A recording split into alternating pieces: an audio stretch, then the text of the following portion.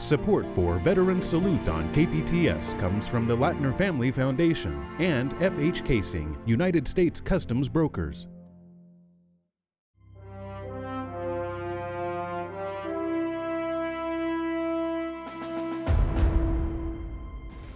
That's when one day I got a call.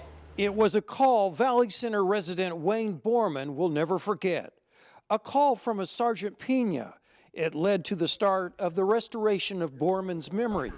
Memories lost due to post-traumatic stress disorder, PTSD, after the former Army soldier returned from the Vietnam War. Does it feel like home? Yes, it does.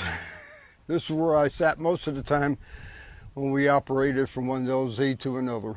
The LZ reference he makes is short for landing zone. We were the first combat division to enter Vietnam. That year was 1965, and Borman was still a teenager when he arrived in Vietnam. Now, more than 50 years later, the survivors of Charlie Company reunite at Borman's Valley Center home north of Wichita. I've been told that almost the whole episode in Vietnam is a blank to me. Borman was one of the first soldiers to leave Vietnam to return home.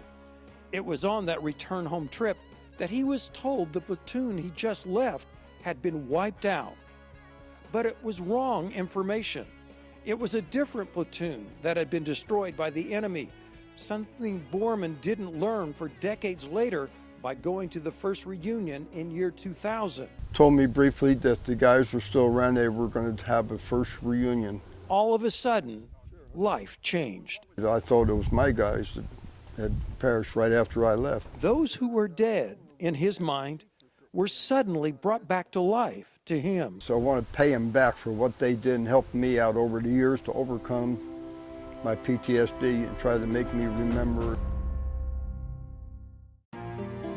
Support for Veteran Salute on KPTS comes from FH Kaysing, United States Customs Brokers, and the Lattner Family Foundation.